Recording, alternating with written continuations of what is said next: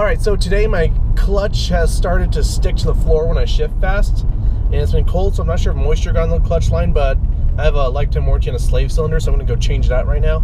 And I think that's all I'm going to do for today.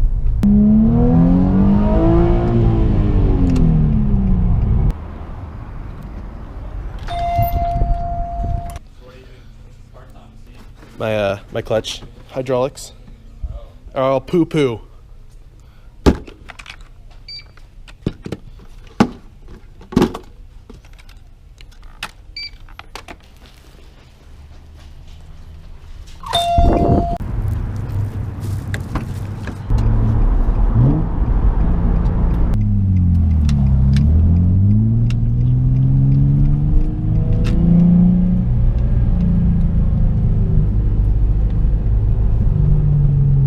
Here's what my clutch is doing. I pop it out quick, it doesn't come up all the way.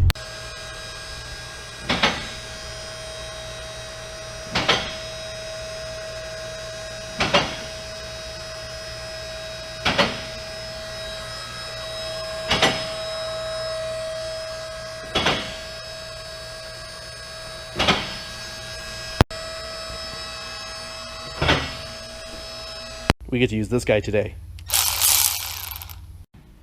So I think what happened to the car was the fluid boiled over. It gets really hot, so it's probably fluid boiled over, and that's why my clutch is having issues. But I've changed the slave cylinder before.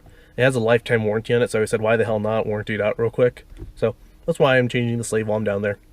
Alright, the slave is off. Gonna go slap on the new one in the hose and bleed it, and hopefully my clutch problem is remedied. Alright, let's see. I shouldn't be as tired as I am. Hate it when I'm groggy. Needs a pre-workout.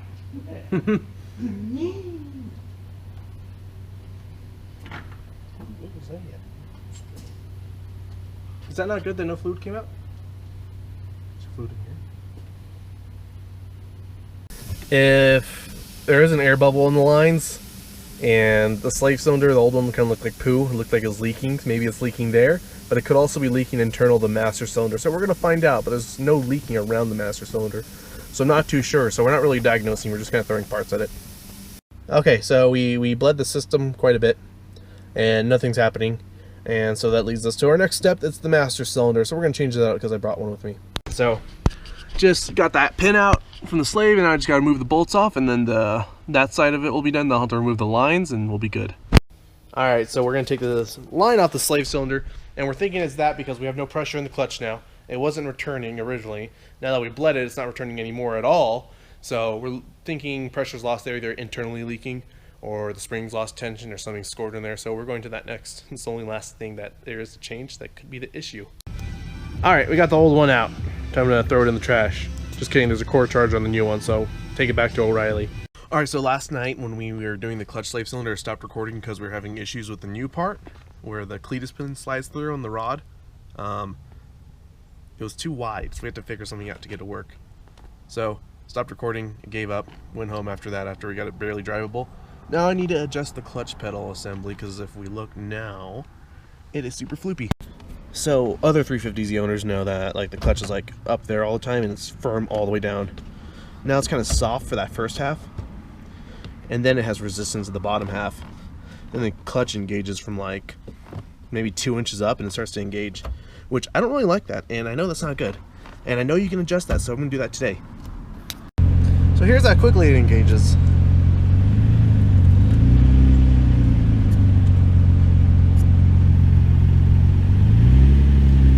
Which is like normal for most cars, but on this car it engages really high, and I don't know if there was reasoning behind that. I know you can shift faster because you just have to barely pump the clutch in real quick and you can shift, go to the next gear, repeat, instead of having to push the clutch all the way to the floor, do it all over again. Okay, so a plier of some sort and a 14mm wrench is what you need. And you probably won't see in the camera, you have to sit in a super awkward position under here. Oh, you can't see it. So around the clutch pedal assembly, there's your master cylinder up here. There's a rod protruding out of it that has a fork like this and a pin that slides through. On that rod there's a bolt. Loosen it first, then with a plier you take that rod and you literally twist it and it'll adjust to where the pedal grabs. So I'm at the point where the car is now engaging kind of where I'd like it to now, a little higher up. I'll show you now. You put it in reverse. Maybe if I put the e-brake down. Car's moving now. So now it just takes a little bit more fine tuning to get it perfectly where I want it. And it's a little floppy towards the top. Like it used to be a little firmer. When you come up, it flops over there. So I'm gonna play around with that more. So I'm not sure if you guys can see this very well. Let's see. There is a rod up there where the master cylinder is. There's a nut back on it. Loosen that, turn it clockwise to pull the clutch out, counterclockwise to put the clutch in more on its engagement point. Now, if you go in too much, if someone wants a lower clutch, you'll notice if you go in too much, the car's gonna have a hard time shifting gears, and that's because the clutch pedal isn't actually fully engaging and disengaging the clutch. So be careful with that, and also going in too much can also cause accelerated clutch wear. And this is how I have to stand in here to do this. It's really fun, so it's fun. Okay, got that all done. Now it's a quick test drive, make sure everything works, and see if it's good to go.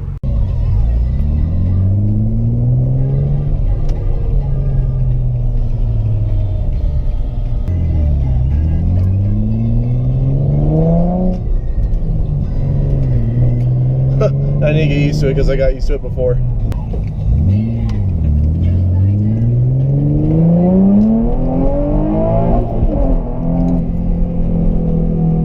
Okay.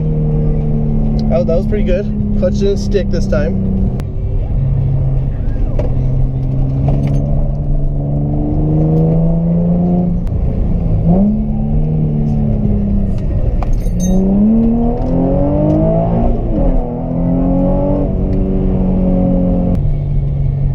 It feels a lot better.